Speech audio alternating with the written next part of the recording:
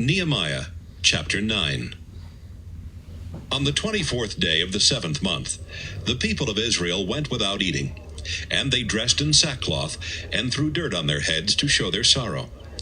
They refused to let foreigners join them, as they met to confess their sins and the sins of their ancestors. For 3 hours they stood and listened to the law of the Lord their God, and then for the next 3 hours they confessed their sins and worshiped the Lord. Jeshua, Bani, Kadmiel, Shebaniah, Bunai, Sherebiah, Bani, and Canaani stood on the special platform for the Levites and prayed aloud to the Lord their God. Then the Levites Jeshua, Kadmiel, Bani, Hashabniah, Sherebiah, Hodiah, Shebaniah, and Pethahiah said, "Stand and shout praises to your Lord, the eternal God. Praise his wonderful name, though he is greater than words can express. You alone are the Lord, creator of the heavens and all the stars, creator of the earth and those who live on it, creator of the ocean and all its creatures. You are the source of life, praised by the stars that fill the heavens. You are the Lord our God, the one who chose Abram. You brought him from Ur in Babylonia and named him Abraham. Because he was faithful, you made an agreement to give his descendants the land of the Canaanites and Hittites, of the Amorites and Perizzites, and of the Jebusites and Girgashites. Now you have kept your promise, just as you always do." When our ancestors were in Egypt, you saw their suffering. When they were at the Red Sea, you heard their cry for help. You knew that the king of Egypt and his officials and his nation had mistreated your people.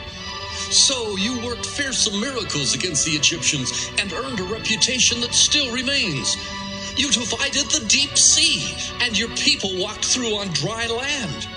But you tossed their enemies in, and they sank down like a heavy stone. Each day you led your people with a thick cloud, and at night you showed the way with a flaming fire. At Sinai you came down from heaven, and you gave your people good laws and teachings that are fair and honest. You commanded them to respect your holy Sabbath, and you instructed your servant Moses to teach them your laws. When they were hungry, you sent bread from heaven, and when they were thirsty, you let water flow from a rock. Then you commanded them to capture the land that you had solemnly promised. Our stubborn ancestors refused to obey. They forgot about the miracles you had worked for them, and they were determined to return to Egypt and become slaves again. But, our God, you are merciful and quick to forgive. You are loving, kind, and very patient. So you never turned away from them, not even when they made an idol shaped like a calf and insulted you by claiming, "This is the God who rescued us from Egypt." Because of your great mercy, you never abandoned them in the desert, and you always guided them with a cloud by day and a fire at night. Your gentle spirit instructed them, and you gave them manna to eat and water to drink. You took good care of them, and for 40 years they never lacked a thing.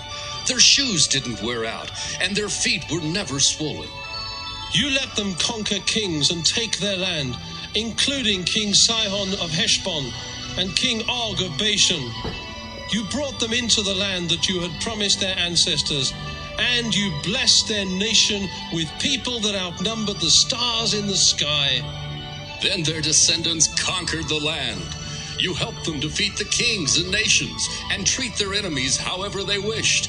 They captured strong cities and rich farmland. They took furnished houses, as well as cisterns, vineyards, olive orchards, and numerous fruit trees. They ate till they were satisfied, and they celebrated your abundant blessings. In spite of this, they rebelled and disobeyed your laws. They killed your prophets, who warned them to turn back to you, and they cursed your name.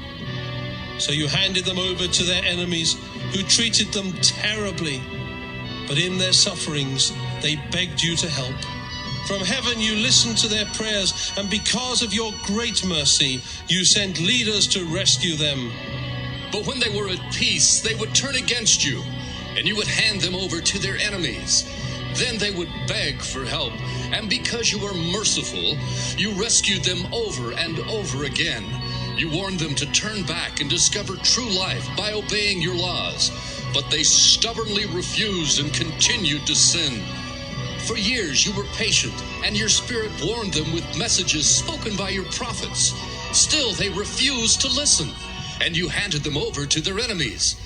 But you are merciful and kind, and so you never forgot them or let them be destroyed. Our God, you are powerful, fearsome, and faithful, always true to your word. So please keep in mind the terrible sufferings of our people, kings, leaders, priests, and prophets, from the time Assyria ruled until this very day. You have always been fair when you punished us for our sins. Our kings, leaders, and priests have never obeyed your commands or heeded your warnings. You blessed them with a kingdom and with an abundance of rich, fertile land, but they refused to worship you or turn from their evil. Now we are slaves in this fruitful land you gave to our ancestors. Its plentiful harvest is taken by kings you placed over us because of our sins. Our suffering is unbearable because they do as they wish to us and our livestock. And so a firm agreement was made that had the official approval of the leaders, the Levites, and priests. Nehemiah, chapter 10. As governor, I signed the agreement together with Zedekiah and the following priests: Seraiah, Azariah, Jeremiah, Pashur, Amariah, Malchijah, Hattush, Shebaniah, Malach, Haram, Meremoth, Obadiah, Daniel, Ginnathan, Barak, Meshullam, Abijah, Mijamin, Maaziah, Bilgai, and Shemaiah. The Levites who signed were Jeshua, son of Azaniah, Binnui from the clan of Henadad, Kadmiel, Shebaniah, Hodiah, Kelita, Pelaiah, Hanan, Micah, Rehab, Hashabiah, Zachar, Sherebiah, Shebaniah, Hodiah, Bani, and Beninu.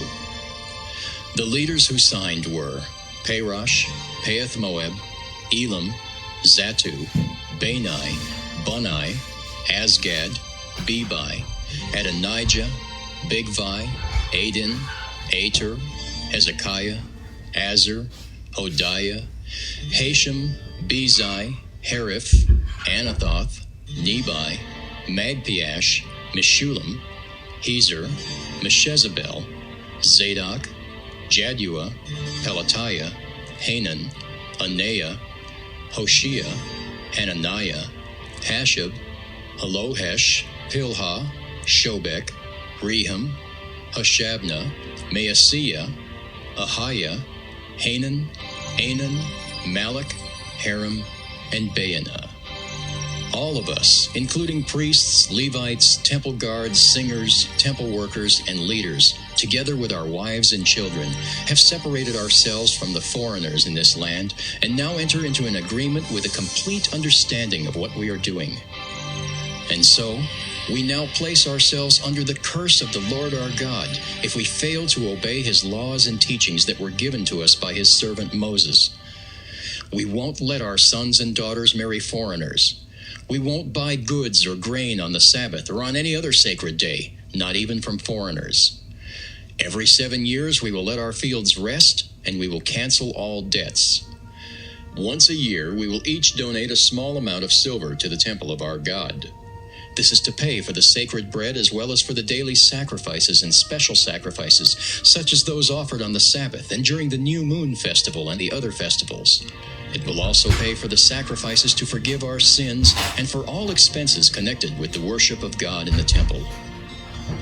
We have decided that the families of priests, Levites, and ordinary people will supply firewood for the temple each year, so that sacrifices can be offered on the altar, just as the Lord our God had commanded. Each year, we will bring to the temple the first part of our harvest of grain and fruit.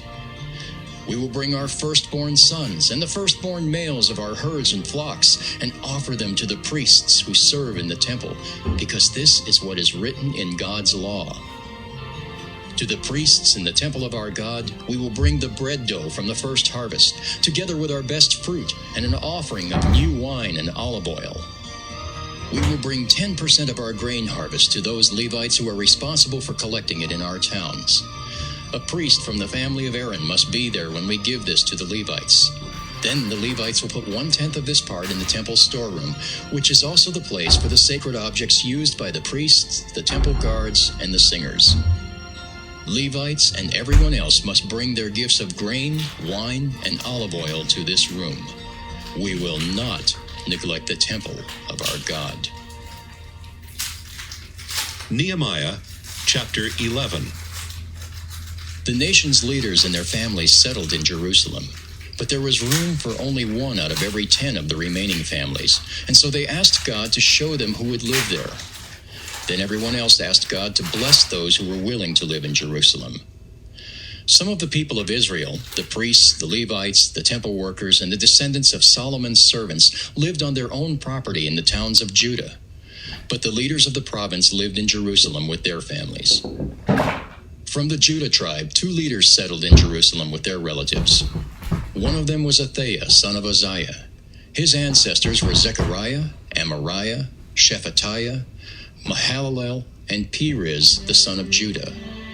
From the descendants of Perez, 468 of the best men lived in Jerusalem. The other leader from Judah was Maaseiah, the son of Barak. His ancestors were Kahozah, Hazael, Adaiah, Joiarib, Zechariah, and Shelah, the son of Judah. From the Benjamin tribe, 3 leaders settled in Jerusalem. The first was Sallu, son of Meshullam, and the others were Gabai and Salai. Sallu's ancestors were Joed, Pedaiah, Kolaiah, Maaseiah, Ithiel, and Jeshaiah. Altogether, there were 928 men of the Benjamin tribe living in Jerusalem. Joel, son of Zichri, was their leader, and Judah, son of Hasenuah, was second in command.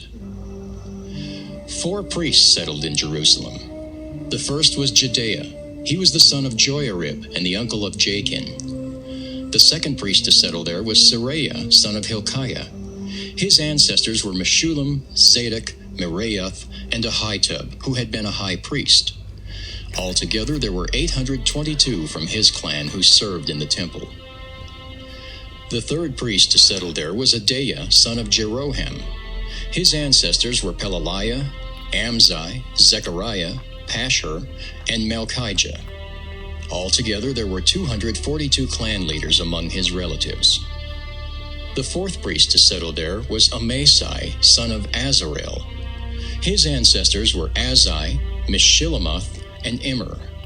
Altogether, there was 128 brave warriors from their clans, and their leader was Zabdiel, son of Haggadolim.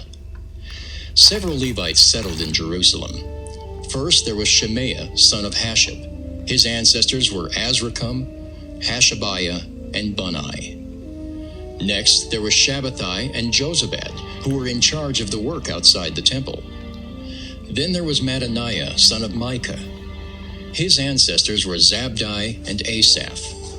Mattaniah led the temple choir in the prayer of praise.